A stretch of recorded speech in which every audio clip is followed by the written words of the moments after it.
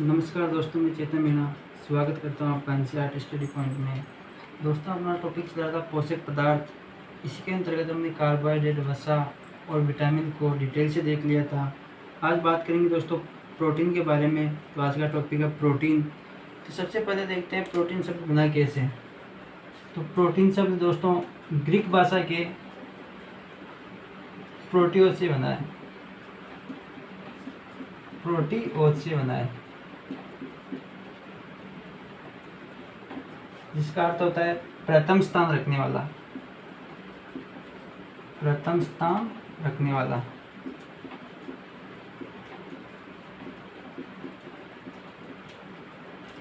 बात करें प्रोटीन की जानकारी किसने दी या प्रोटीन शब्द का सर्वप्रथम प्रयोग, तो प्रोटीन का सर्वप्रथम प्रयोग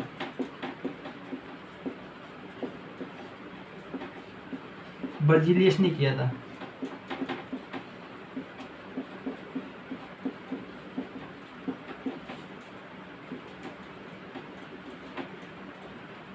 प्रोटीन का सर्वप्रथम प्रयोग बर्जीलियस ने किया था। और प्रोटीन की खोज या प्रोटीन का खोज करता मुल्डर को माना जाता है। मुल्डर को ध्यान रखिएगा दोस्तों, सर्वप्रथम प्रयोग तो बर्जीलियस ने किया था और प्रोटीन की खोज करता मुल्डर को माना जाता है। मानव शरीर में प्रोटीन शरीर के बाहर का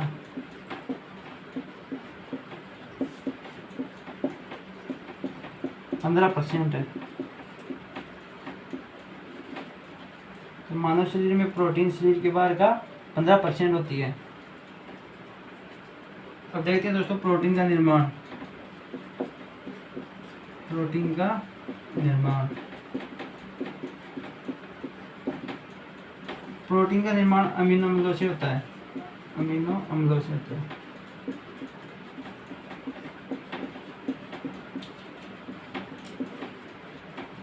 तो अमीनो अम्लों का सामान्य सा फॉर्मूला होता है HOC।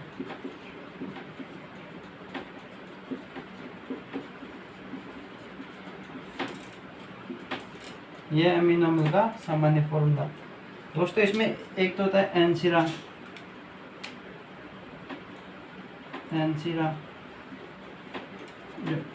NH2 amino acid.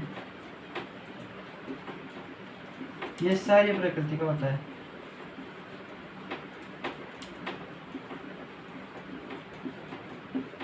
और एक होता है सीशिरा, C समूह, कार्बोक्सिलिक समूह।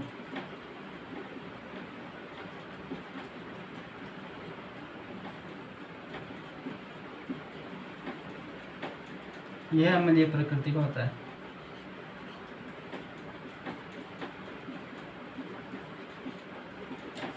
तो अमीनो अम्लों में एक तो एन-सिरा और एक सी-सिरा होता है दोस्तों। तो दोस्तों ये अमीनो अम्ल पास आते हैं। तो अमीनो अम्ल का एक सिरा एन-सिरा सी-सिरे के पास आता है तो एक बंध का निर्माण करते हैं, जो वो बंध है पेप्टाइड बंध। पेप्टाइड बंध या एमाइड बंध। और दोस्तों ये एमाइड बंध और पेप्टाइड बंध एक लंबी श्रृंखला का निर्माण करें। एक लंबी श्रृंखला का निर्माण करें।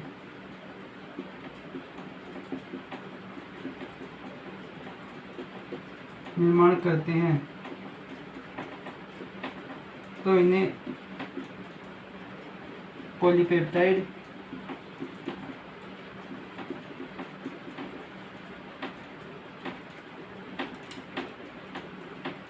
पॉलीपेप्टाइड या पॉलीएमाइड कहा जाता है।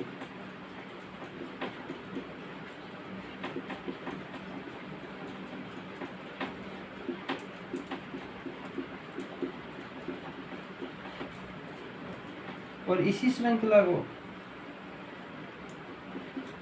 यह श्रृंखला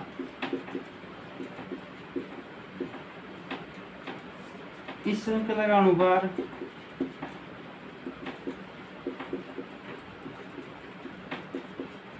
एक हजार से अधिक, 1000 या इससे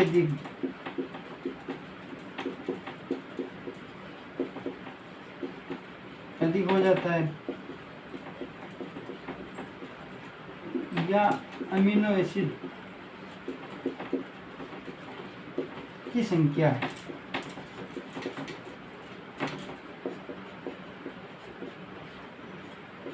सौ या इससे अधिक हो जाती है,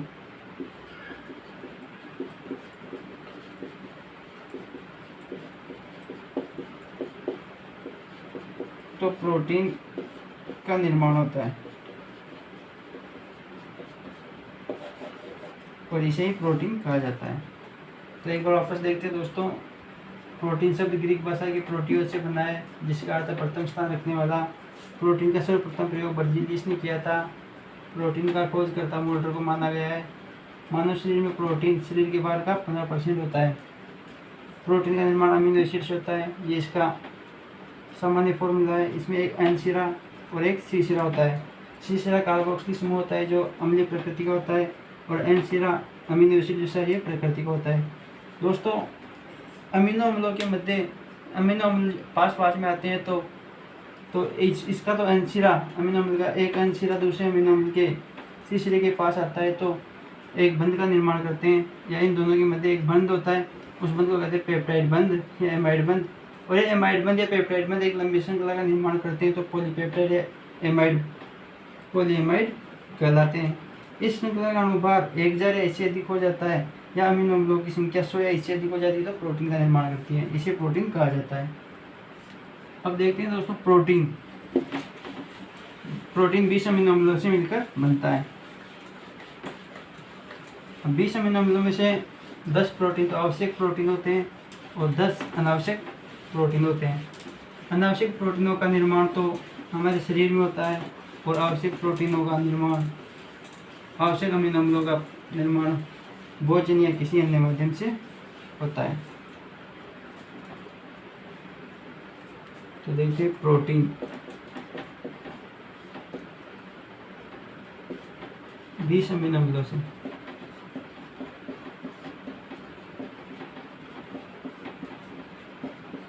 मिलकर, दोस्तों इनको भी 2 भागों में बांटा गया है। पहला है आवश्यक अमीनो अम्ल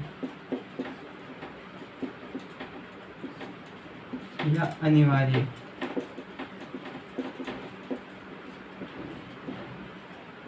अमीनो अम्ल।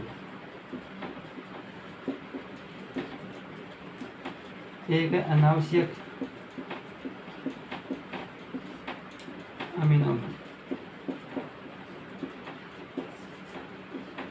दोस्तों ये दोनों 10-10 होते हैं। 10 अमीनो अम्ल तो आवश्यक होते हैं, 10 ही अनावश्यक होते हैं। अनावश्यक अमीनो अम्ल का निर्माण तो हमारे शरीर में होता है,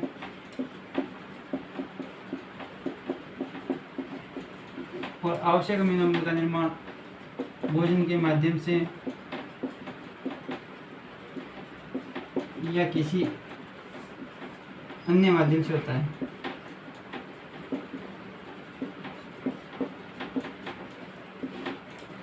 अब देखते हैं दोस्तों, आवश्यक अमीनो एसिड को देखते हैं। इनको एक ट्रिक के माध्यम से देखेंगे। ट्रिक है टीवी मीलपत।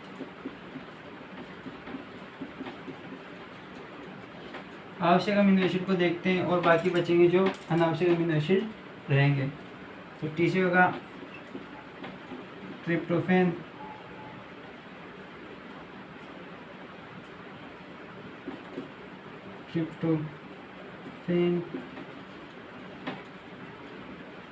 विसेबेलिन,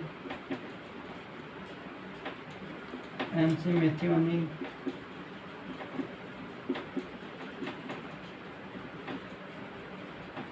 आइसोलिसिन,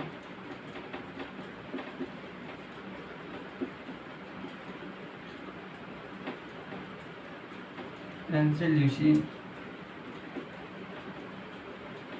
एल से लाइसिन।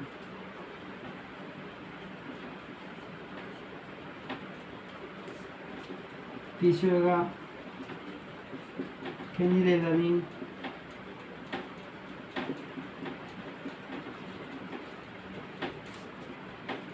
जैसे होगा आर्जिनिन,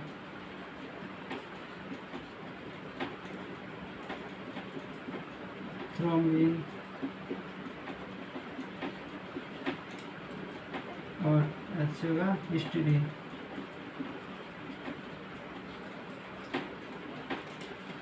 ये है दोस्तों आवश्यक अमीनो एसिड। वापस देखते हैं। टीवी मिल्फत, tryptophan, valine, methionine, isoleucine, leucine, lysine, phenylalanine, arginine, thrombin और हिस्टीडीन।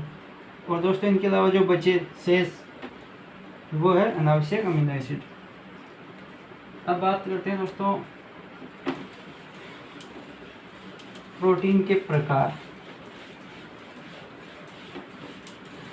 प्रोटीन तीन प्रकार के होते हैं, सरल प्रोटीन, व्युत्पन्न प्रोटीन और संयुक्त प्रोटीन। प्रोटीन के प्रकार।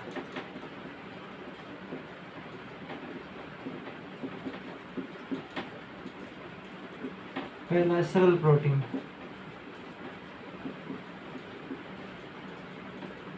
दूसरा है व्युत्पन्न प्रोटीन।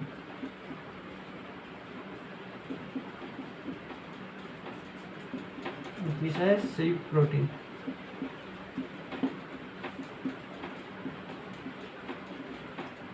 सबसे पहले देखते हैं सरल प्रोटीन।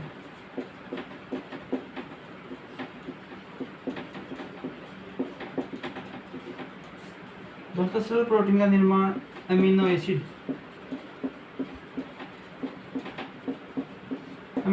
के निर्माण से होता है।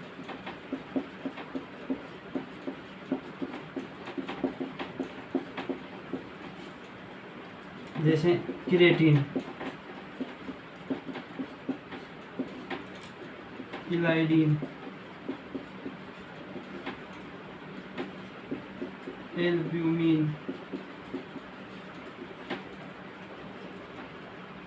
फाइब्रिनोन,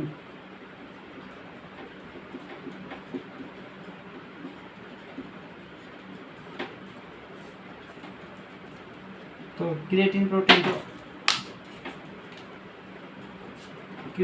होती है दोस्तों बाल, नाखून और खुर के मृत भाग में।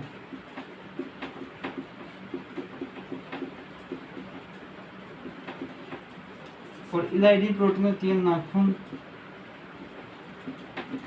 और खुर के जीवित भाग में।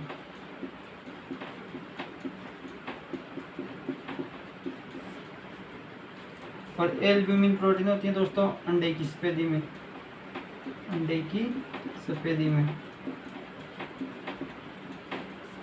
और फाइब्रिनोन प्रोटीन होती है रेशम के धागों में।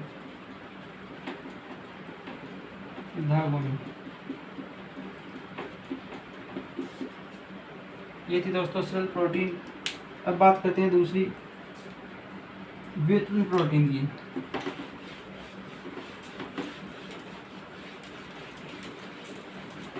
व्युत्पन्न प्रोटीन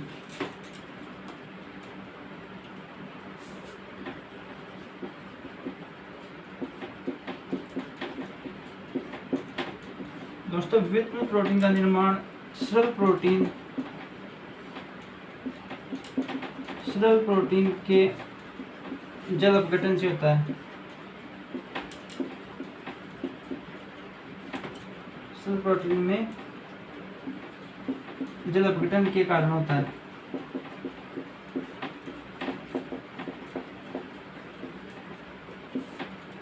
फाइब्रिन और थ्रोम्बिन।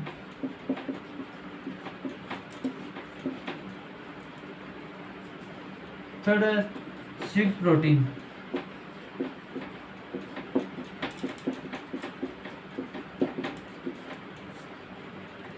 ये प्रोटीन अमीनो अम्ल के साथ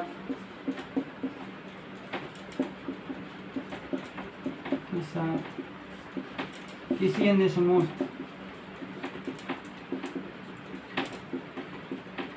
समूह के मिलने से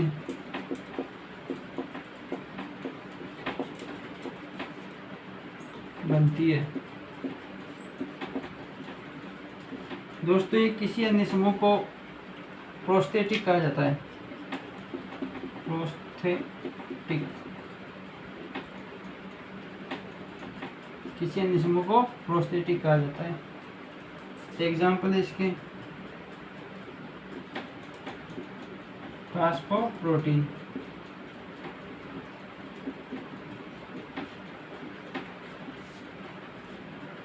phosphorus plus amino, nucleoprotein,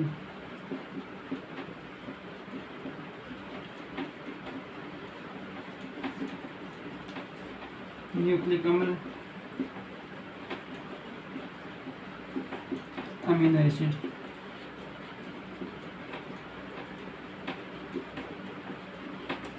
glycoprotein,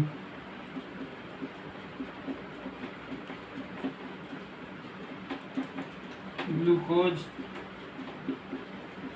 plus amino.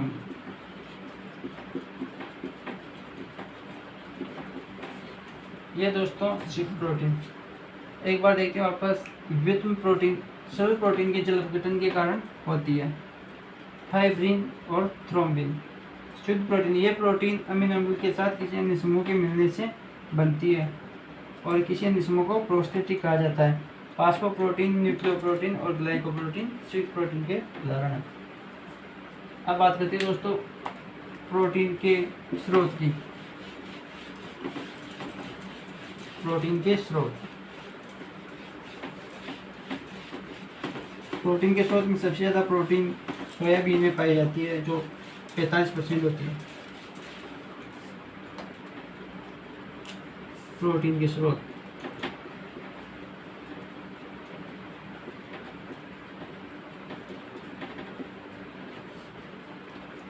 तो सोयाबीन 45% प्रोटीन, राजमा को रागी 35 से 40% प्रोटीन, दाल 30% और दूध, दही और मक्खन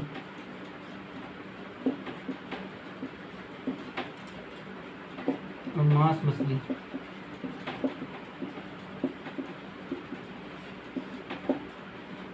ये दोस्तों प्रोटीन के स्रोत।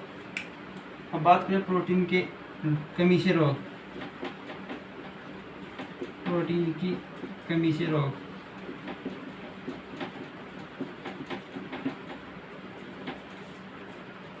पहला रोग है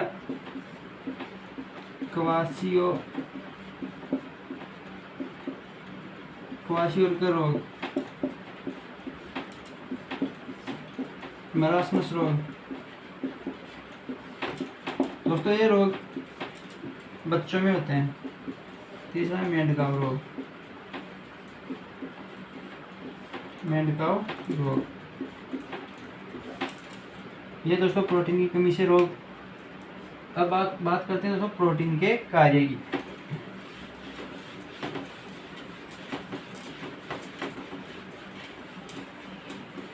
प्रोटीन के कार्य,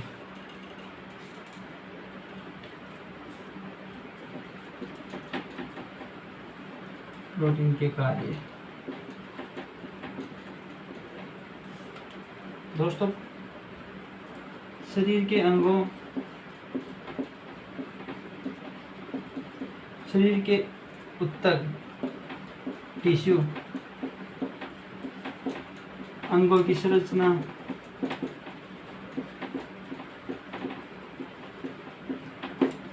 व कार्य विनिमय के लिए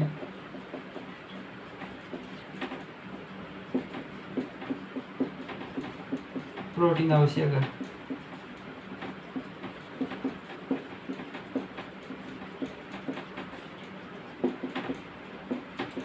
दोस्तों प्रोटीन, स्किन, ब्लड, मांसपेशियाँ और हड्डियों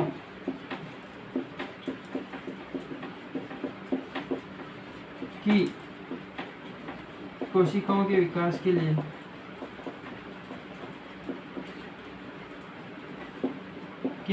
लिए आवश्यक है।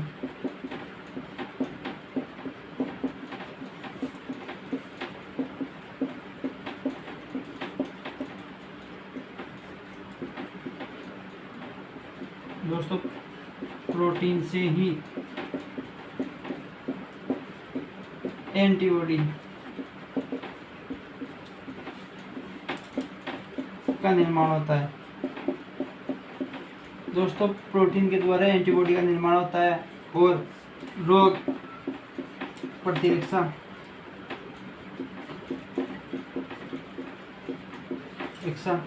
रोगों से प्रतिरक्षा करती है।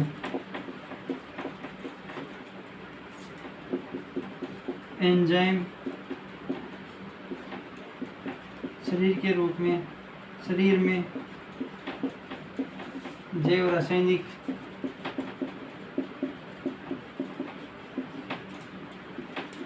क्रियाओं का संचालन करता है।